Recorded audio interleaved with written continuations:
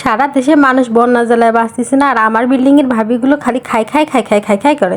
মানে কি কবর আপনাকে সাথে কোন তো, এই যে বিল্ডিংয়ের যে ভাবিগুলো আছে প্রত্যেকটা দিন দুপুরবেলা 12টা 12:30 দিকে হবে এমন গন্ধ বেরোয় খাবারের। কারোর বাসাতে বিরিয়ানির, কারোর বাসাতে খিচুড়ি, কারোর বাসাতে শুটকি ভর্তা।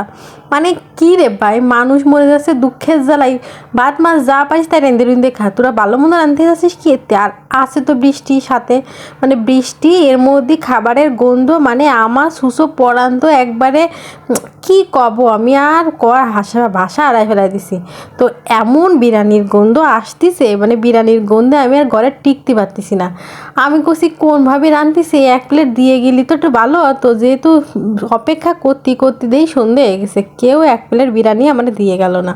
তারপরে আর কি, একদম নিজের মতো করে রান্না করা শুরু করে দিলাম। আর আজকের বিরিয়ানিটা আমি একটু অন্যরকম করে রান্না করতে, অন্যরকম করে বলতে কি, আমি একটু পাকি বিরিয়ানিটা রান্না করি, মানে মাংসটা কষায় টষাই নিয়ে তারপরে রান্না করি। তা আজকের বিরিয়ানিটা একদম কাচ্চির মতো করে রান্না করব।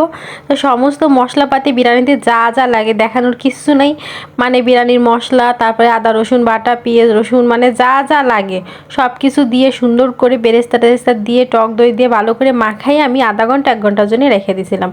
এরপরে রেখে দেওয়ার পরে আরেকটা পাতিলে আমি সুন্দর করে চাল ভিজিয়ে রাখছিলাম, মানে চাল ধুয়ে টুয়ে রাখছিলাম, বাসমতি চাল যদি থাকতো রে আর কী যে মজা লাগতো, কি দুঃখের বিষয় বাসমতি চাল ঘরে ছিল না।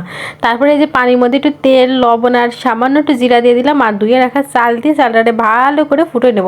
ফুটোর মানে কি ওই 80%-এর মতো হবে, 80% না 50-50 হবে, অত দরকার নেই ভাই। 80% করতে গেলে আবার ঝামেলা হয়ে যাবে না যদি সিদ্ধ না হয়। যাই প্রথমবার জীবনে করতেছি তো জন্য একটু ভয় ভয়ও লাগতেছে। কাচ্চি আমি কখনো ট্রাই করি না, সবসময় পাকি বিরিয়ানিটাই রান্না করেছি। তো এরপরে এই যে যখন আমার চালটা কিন্তু 50%-এর মতো রান্না হয়েছে, তখন সব কিছু দিয়ে উপর দিয়ে পেঁয়াজ বেরেস্তা, তারপরে হচ্ছে আপনার কাঁচা জাল, গুঁড়ো দুধ, ঘি সব কিছু দিয়ে ঢাকনা দিয়ে ডাইকে ভালো করে রেখে দিচ্ছি। আর এই বিরিয়ানি মনে করেন যে দুপুরবেলা আমার নাকে গন্ধ আইছে, কেউ একটা থাল, মানে থাল কেন একটা বাটিতে একটুখানি বিরিয়ানি দিয়ে যেত, কেউ দিল না। টেরই পেলাম না যে কোনভাবে রাঁধতেছে তার বাসায় যাব, কেমনটা লাগে কোন তো।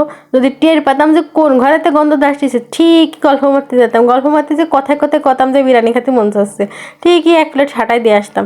যাই হোক, কিছু তো আর করার নাই, টের জন পানি নিজেই রান্না করে খেলাম। আমি কি গুণবতী কম নাই অন্যেরটা খাবো? দেখেন দি কি ফাইন হয়েছে, আমি তো পুরো টাসকি খেয়ে গেছি যে কিরে ভাই কাচ্চি, ভাবছিলাম যে ভালো লাগবে না খাতে। আর মাংস এত সুন্দর সফট হয়েছে যে উঠোতে যে মাংস ছিঁড়েই যাচ্ছে। তারপরে যাই হোক অফ ক্যামেরায় নাড়ানাড়ি করে প্লেটে সুন্দর করে সাজায় নিয়েছি খাওয়ার জন্য। আর এত গরম হাতই দিতে পারতেছি না। আর এইভাবে কিন্তু কাচ্চি রান্না করলে জাস্ট অসাম লাগছে। আমি কিন্তু এবার থেকে এইভাবে ট্রাই করব, যে যাই কোক না কেন। কাচ্চি তো কাচ্চি ভাই, স্বাদই অন্যরকম, সে মুরগি হোক আর গরু হোক আর খাসি হোক। এরপরে একদিন খাসিতে ট্রাই করে দেখবো কাচ্চি, রিক্স একটা নিয়েই নেবো, যাক দেখি কেমন লাগে খাতে। আলুটা যে একটু ব্যাঙ্গে দেখাবো গরমে জ্বালে তা হাতে দিতে পারলাম না। তারপরে এই যে আমার 1 থালা আমার শাশুড়ি, 1 থালা আমার পোলার, 1 থালা আমি, 3 জনে 3 থাল নিয়ে বসে পড়লাম।